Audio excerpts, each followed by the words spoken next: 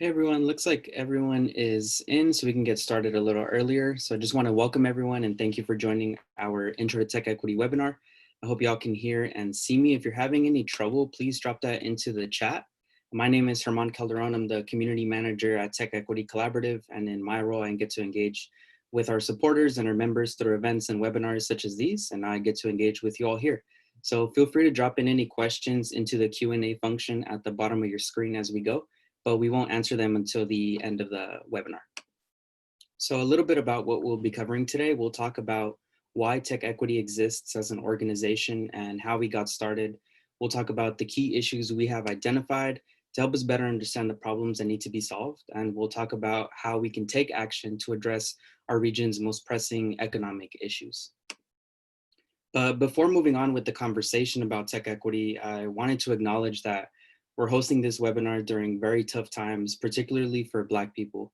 And as an organization, we've discussed how to best respond to the situation, including changing or canceling some of our events throughout the year. But we feel that it's still important for us that when thinking of issues like police violence and police brutality, that we also address larger racial structural inequities within our economic systems that withhold and support a police state. So we want to continue hosting conversations such as these and provide a space to talk about structural racial inequities. And I encourage you all to support organizations that are on the ground organizing just as much as organizations that are responding to racial inequities within our economy. And as an organization, we've released a statement, which you can find on our website. And we've also included ways that you can step up and organizations that you can support if you're able to. So why are we here? Well, TechEquity got started because some of its earliest founders and members saw the symptoms of growing inequity within their neighborhoods and understood that there was a perception that tech workers and tech were the cause of the problem. They noticed issues such as rising rents, displacement, traffic, and an increase in people experiencing homelessness. And as they talked to others, they realized that they weren't alone in their concerns and that they as tech workers were uniquely positioned to help contribute to these solutions. Especially now in the face of the pandemic, the COVID-19 pandemic, we're seeing that the affordability crisis gets so much worse with an increased burden placed on low-income people and communities of color. And many of our neighbors are uncertain as to how they'll continue to manage what was already an untenable situation. At the same time, tech workers now have been relatively unscathed. And as a result, the COVID-19 crisis right now has the potential to even further exacerbate inequality within our region. So this is the state of our housing crisis in the Bay Area. And I think the facts that rent are rising shouldn't really be a surprise to anyone on this call because we already all know and feel this. And while some Californians are very successful in the tech-driven economy here, the average salaries for tenants have actually decreased slightly. And it's really a sharp contrast with the narrative of tech success. And without tech at the table to work together to address our shared crisis, it's understandable as to why community members are frustrated. So before the pandemic hit, unemployment was hovering just around 4%, and people were already struggling to make ends meet. And since the virus hit, 1.6 million Californians have filed for unemployment. Meanwhile, experts believe it's not likely that rents will fall much during this economic downturn. They may go down eventually, but are more likely to flatline, and people's incomes won't rebound quickly enough, so renters will be in a worse position overall. And as instability and uncertainty continues, we'll see more of our neighbors being pushed out into homelessness or worse. Communities are frustrated, and considering the graph we just looked at, it really comes to no surprise. I know for myself, I've grown up in the Bay Area my whole life, and I've been able to see both sides of the coin. I have friends and family that are worried about the changes they're seeing in their communities and what that means for them, but I also have friends and family who have pursued jobs within the tech industry and have found lots of success. However, we see that when tech begins to shoulder the blame for our region's issues, it creates an us versus them dynamic that's further dividing our communities. And we know that tech workers care and they want to help and that they don't want to be a part of this deepening divide within our region. And while we're all unsure as to how long we'll be managing this new normal caused by the current pandemic, it's important to notice that many of the tech sector remain relatively unscathed. More than most other sectors, tech has been able to make the transition to working from home with little to no disruption. And now more than ever, tech workers and tech companies have an opportunity to support more equitable solutions in our communities. We have an opportunity to use our unique positions of privilege to support our neighbors, but it can be hard to know how to best engage in a time of such uncertainty. Because of our affordability crisis, which is now compounded by the virus, we're at risk of losing so many critical components in our community that make the Bay Area a hub of diversity and innovation. Over the last few decades, housing costs have skyrocketed due in part to limited supply. The housing crisis was already incredibly challenging for many families prior to COVID-19. And now, as thousands are filing for unemployment weekly, already unaffordable rents are impossible to meet. As a result, we've seen how longtime residents are being forced out, and we've seen how difficult it is for lower and middle income people to live near their jobs. And while some workers are finding success, many others are struggling to make ends meet. And families were already challenged by the status quo are now finding themselves unable to weather this new crisis. But we don't think that it has to be this way. At TechEquity Collaborative, we're as optimistic as ever about the tech industry's potential to drive broad-based growth that's accessible to everyone, but it's clear that it won't happen on its own. We can make it out of this crisis stronger than we were before, but only if we invest in the people and the institutions that are serving our communities. We have to show up, and we have to do so in partnership with those in the community that are feeling the most pain if we are to dismantle this notion that tech is the enemy. At TechEquity, we believe that a more engaged tech sector is a more ethical tech sector, that connecting tech workers and companies to the issues where they live in will result in more ethical decisions at work and more engagement in our communities. We know we can do this, and the first step is to show up. And y'all have done a great first step by signing on to this webinar and joining the discussion today. Our goal is to change the conditions in which the tech sector is growing. So we believe that effective structural change will eliminate a culture and policies that have institutionalized inequity, leading to stronger and more resilient communities. We help tech workers approach these big problems and engage in system change in three major ways. So our programs educate you about the most critical civic issues where you live. So we host educational events such as book clubs, panel discussions, webinars such as these, and we also release voter guides around election season. We activate you on a policy advocacy agenda that results in a more inclusive economy in your community through some of our voter turnout, signature gathering, lobbying, and phone banking that we participate in. And finally, we connect you on a personal level to the community you live in and the people who live there outside of your tech bubble through some of our programming and campaigns that we participate in. The good news is that members at TechEquity are showing up for the community. Tech workers are also members of the community and should be able to be at the table working together alongside non-tech community members. Together, we can advocate for solutions for our region's most pressing shared problems. COVID-19 has shown us that the health of our community depends on all of us, and we have to work together to address these underlying issues that are driving inequity within our current tech economy. So our two issue areas at TechEquity are housing and workforce and labor. And while housing costs are really a core part of this affordability crisis, the issues really are intertwined and intersect in many ways, because where you live affects your access to opportunity, and what job you have affects where you're able to afford to live. So our goal is bold, comprehensive change by companies and government that's led by the tech workforce. And these issues have only gotten more urgent in the face of the current pandemic, but we're all well positioned to adapt our agenda to these new realities. So let's learn a little bit more about inequity within our neighborhoods. So this affordability crisis really is decades in the making. The policy choices that we've made over the course of decades have set us up for this level of pain our community is now feeling, especially during the COVID-19 pandemic. In the 1930s, the federal government instituted a policy that's still felt today, especially within communities of color in the Bay Area, and that policy is redlining. So redlining was a process in which the Homeowners Loan Corporation, a federal agency, gave neighborhoods ratings that guided investment. And the policy is named for the red or hazardous neighborhoods that were deemed riskiest. So on maps, those neighborhoods were literally redlined, as we can see in the image on the screen. And those communities that were deemed risky for investment or redlined didn't receive any investment. And these neighborhoods were predominantly home to communities of color, and that really is by no accident. the hazardous ratings were in large part based on racial demographics. So in other words, redlining was a discriminatory and a racist policy, and it made it hard for residents to get loans for home ownership or for maintaining their homes for something like building a new roof. And consequently, redlining led to cycles of disinvestment, including development and production within these neighborhoods. So there's a terrible history of underinvestment, underbuilding, and exclusion in the Bay Area. And often those communities that have been historically underinvested in and have been redlined are the very same communities that are at risk of gentrification today. So the crisis we're living in is decades in the making. It started happening way before tech, and it's not unique to the Bay Area. There are many, many cases of redlining all across California and all across the US.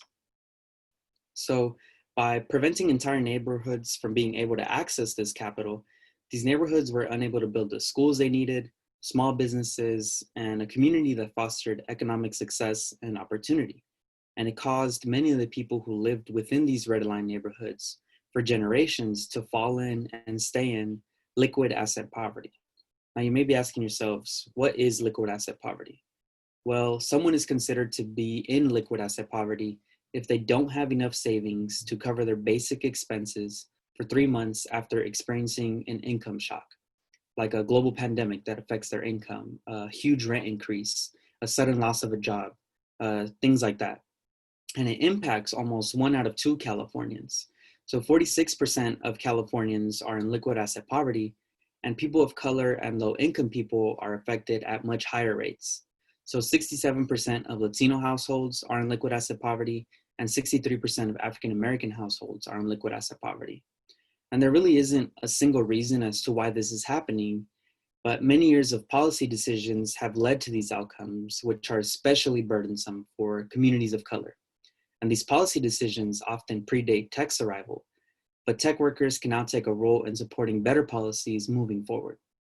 The twin forces of a housing shortage, particularly with affordable housing and wages that don't cover the cost of living, have created a regional crisis that hinders opportunity, growth, and prosperity for families and businesses alike.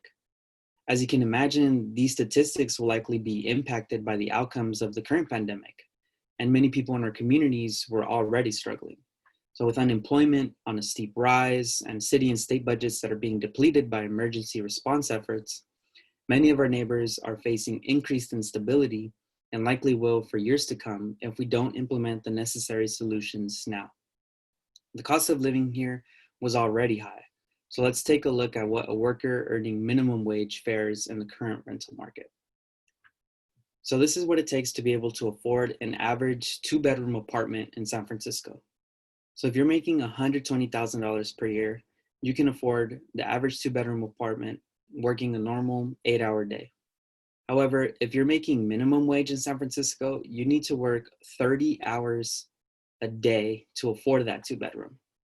So there are only 24 hours in a day, so we're actually setting up an impossible situation for low-wage workers to be able to afford to live in the city.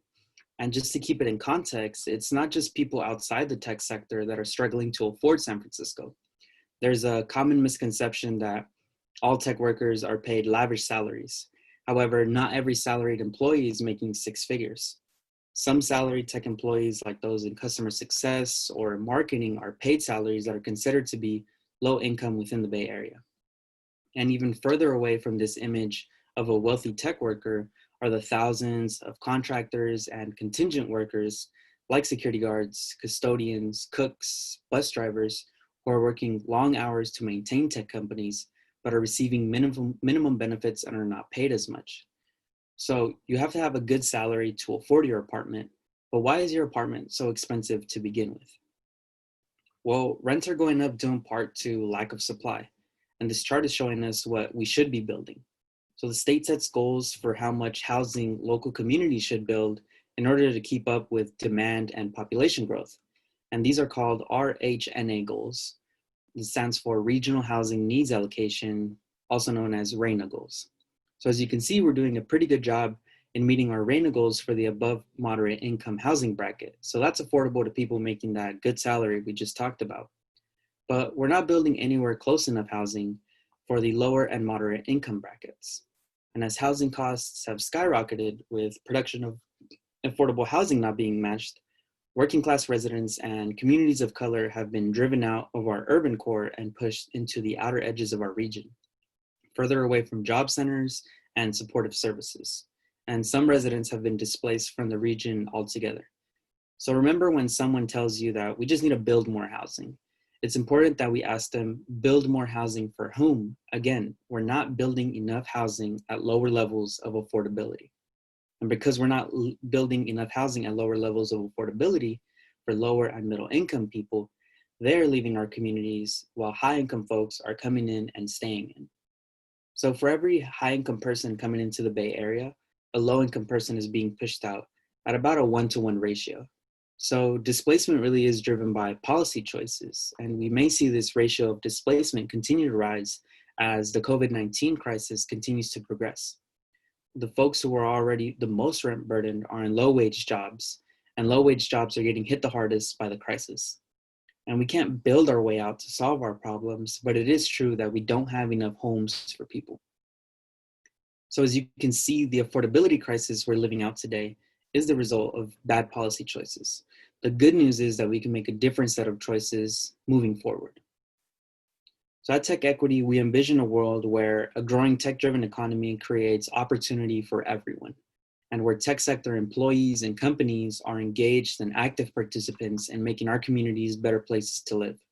So we've identified structural changes that need to happen in order to achieve this vision, but we won't be able to achieve this without the necessary policy changes. So here's what we've identified in the housing world.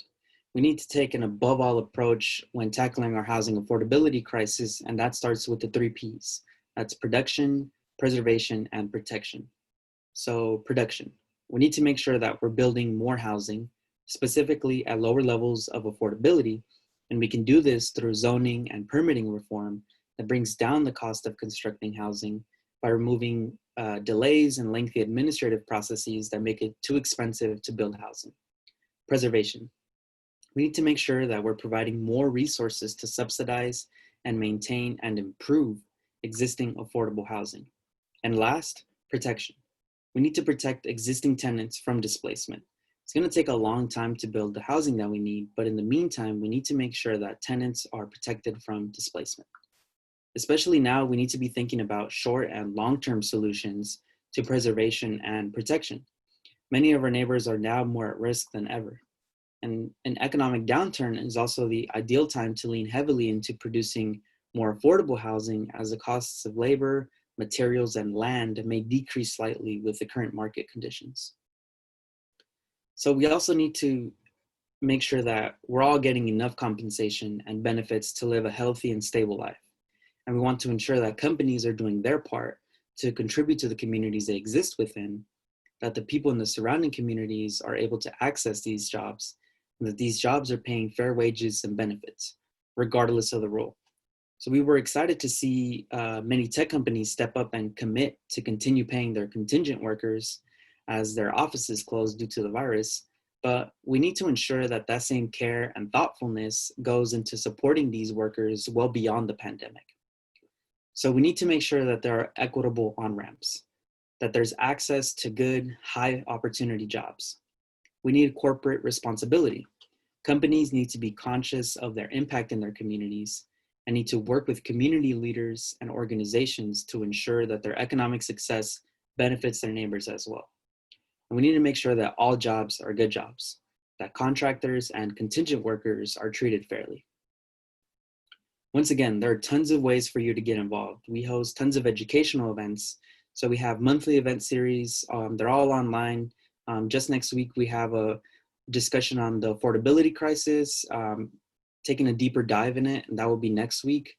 We also have monthly member meetings with exclusive content for members and opportunities for our members to weigh in on our endorsements and our policy platforms. So you could become a member at techequitycollaborative.org/membership.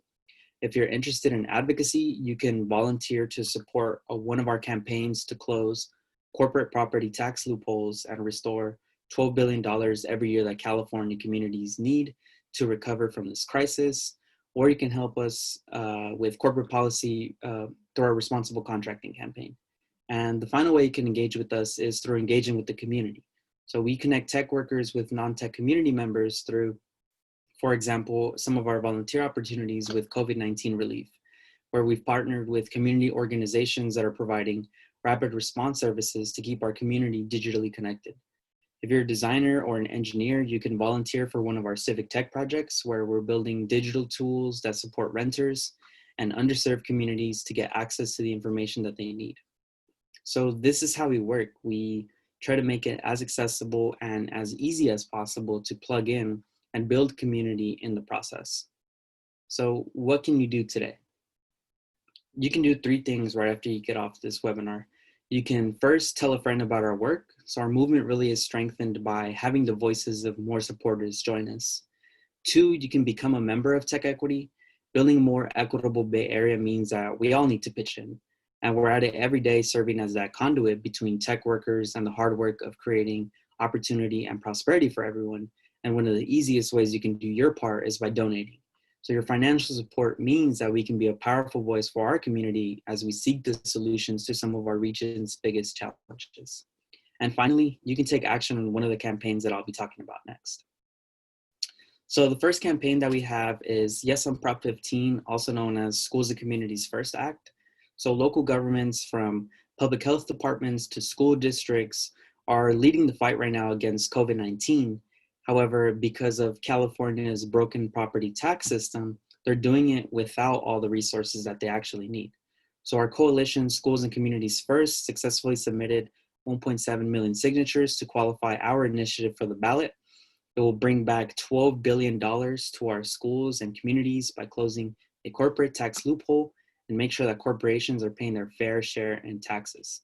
So you can support this campaign, Yes on Prop 15, by sharing your story about why funding our local services are so vital, or by volunteering to phone bank with us to contact voters to let them know about this measure. The next campaign we have is the Fair Chance at Housing campaign, also known as Banning the Box in Alameda County. This campaign is all about removing barriers for formerly incarcerated people to have more access to housing after being released from prison. So we successfully had ordinances passed in Oakland and in Berkeley in partnership with the organization Just Cities. So for this campaign, you can sign up or donate to support these efforts as they expand the protections to the entirety of Alameda County. And finally, the last campaign is the Tenant Protection Act of 2019, which really highlights the work that we do at TechEquity and how we partner with community organizations and center the needs of people who are feeling the pain of the affordability crisis more acutely than those of us within tech. So working alongside community members, partners, legislators, and relevant stakeholders, we were able to identify a new policy intervention that could protect more renters than any law before in California history. And the policy would prevent tenants from arbitrary and unjust evictions by requiring landlords to have a good cause for evicting a tenant. And it also prevented unfair rent increases and prevents price gouging by capping rent increases at no more than 10%. So as a result of our strong coalition, we were able to introduce a bill to the California legislature that was signed into law last October. So the Tenant Protection Act now extends protections to about 8 million California renters. But passing the law on its own wasn't enough for us. So we also needed to ensure that tenants knew their rights and could advocate for themselves. So we reached out to our TechEquity volunteers who donated their time and their skills to create a new website that would help tenants navigate their rights under the new law. So the website is live. It's called tenantprotections.org, and it's already been used by thousands of California renters. Once again, that's tenantprotections.org. If you know anyone that's a tenant and would like to know what rights they have, make sure they check out that website. So once again, you can do three things right after you get off this call. You can tell a friend about our work, you can become a member of TechEquity, and you can take action on one of our campaigns. I feel like COVID-19 has exposed how deep the cracks in our economy and our communities run. And when cities are setting aside issues like housing and fair labor conditions, it deepens inequity and it leaves us vulnerable to things like recessions, future pandemics, and more. And because we've overlooked these issues within the Bay Area, it could set us back years in terms of recovery. And if you take one thing away from this conversation, we hope it's the realization that more equity within our communities actually strengthens our economy and safeguards us from future crises. So we'll hope you'll join us in advocating for a future that works for everyone. So I'm sure that was quite a bit of information to absorb. So now is the time for questions. So if you have any questions, please drop them into the Q&A box. We'll also be sending out a follow-up email to everyone with links to everything that I talked about. You'll get the presentation slides and a recording of the webinar as well. So if you have any questions, please drop them in.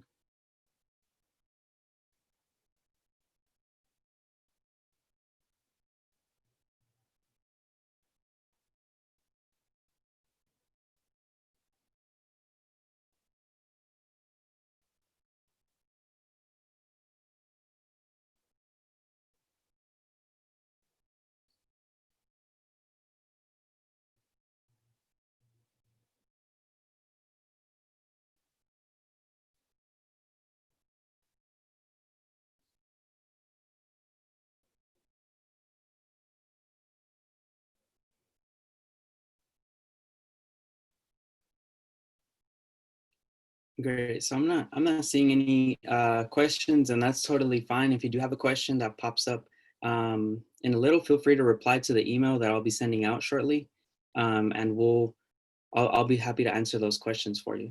So I just want to thank everyone for your time. We hope you feel inspired to join our growing movement, and we hope to see you at one of our future events. So thank you, everyone. Have a great day.